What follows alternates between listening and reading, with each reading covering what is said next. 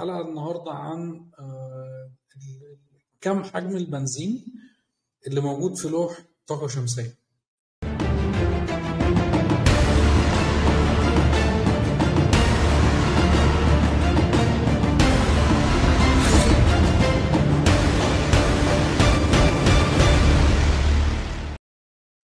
السلام عليكم متابعين ايكو ايجيبت. النهارده الحلقة الثانية من حلقات شهر رمضان 2025. هيكون معكم ان شاء الله مهندس عامر علواني، ماجستير هندسة كهرباء باور، ايكو ايجيبت فاوندر. الحلقة النهارده عن كم حجم البنزين اللي موجود في لوح طاقة شمسية. السؤال هنا الفضولي، هو الطاقة الشمسية فيها تانك بنزين؟ طبعا لا، ده فيجرال سبيتش. لو هنعتبر الحمل اللي عندك عربية، فالمصدر الطاقة ليها هو تانك البنزين. تحويل الطاقة الحركية لطاقة، تحويل الطاقة الميكانيكية، الطاقة الكامنة جوه البنزين، طاقة الاحتراق الداخلي لطاقة حركية عن طريق السلندرز والشافت روتور لتحويلها لطاقة حركية. ده لو اعتبرنا ان الحمل حركي زي العربية. الحمل اللي عندنا هنا هو حمل كهربي. تانك البنزين هنا في السولر عبارة عن ايه؟ عبارة عن قدرة اللوح في الانتاج اليومي. زي تانك العربية ما بيمشيك كام كيلو، هو تانك البنزين اللي في السولر هيمشيك قد ايه؟ الطاقة اللي بيخرجها في اليوم وهقدر استفيد بيها ازاي. ده كده عنوان حلقتنا النهاردة، ونبدأ ندخل على البرزنتيشن.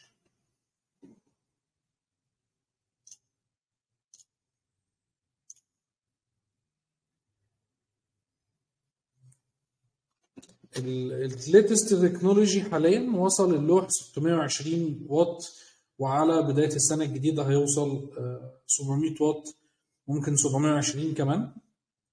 ده في الستاندرد تيرمينال كونديشن او في الحالة الايديال، اللي هي درجة الحرارة مظبوطة، الراديانس مظبوط، لكن في عوامل ما بتخليش اللوح يطلع الباور الكاملة بتاعته بنسبة 100%، زي الايجنج ديجراديشن، زي السويلنج، زي درجات الحرارة. مع ارتفاع درجات الحرارة الجهد والباور بيقل، تراكم الأتربة على اللوح بيقلل الإنتاجية، الراديانس والديجراديشن. اللوح ليه عمر افتراضي بيبدأ يقل رقم كل سنة، تقدر تخرجه طبعا من الداتا شيت، بيتراوح من 4 ل 7% كل سنة. ال 620 واط ده لو افترضنا ان هو بيخرج الباور كامله، يقدر يخرج قد ايه في اليوم؟ بتعتمد على اللوكيشن. هنتكلم عن مصر، افريج 5 ساعات، 5 ساعات ونص، 4 ساعات في الشتاء، 7 ساعات في الصيف، افريج تقريبا 5 ساعات ونص على مدار السنه. لو ضربت 620 واط في 5 ساعات هديك حوالي 3 كيلو وكسور، 3 كيلو وربع تقريبا في اليوم. ال3 كيلو وربع دول في اليوم بينتج من لوح واحد بس، لكن طبعا الاستهلاك المنزلي بيبقى اكتر من كده شويه. ده كده مفهوم تانك البنزين. طيب هو البيت اللي عندنا بيستهلك باور قد ايه؟ يعني محتاجين له كام لوح؟ يعني شقه عاديه بتدفع مثلا 500 جنيه في الشهر، 600 جنيه في الشهر، بتقسم على سعر التعريفه. انا بتكلم طبعا على الجريد كونكتد، اللي هو من غير بطاريات، بنت ميتر، عداد تبادلي هنتكلم عنه في حلقات قدام ان شاء الله. بيت بيدفع 500 600 جنيه.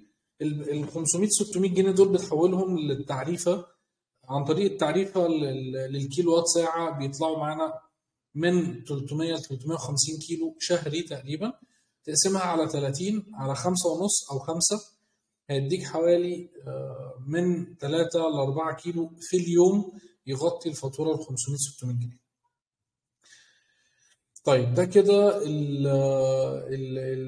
3 كيلو في اليوم للاجهزه المنزليه كلها اللي بتشتغل في خلال الشهر، عشان فاتوره 500 جنيه تقريبا.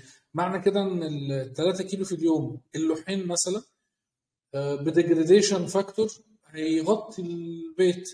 طبعا ده بيختلف من بيت للتاني، مش كل بيت بيقدر يستهلك زي اللي جنبه.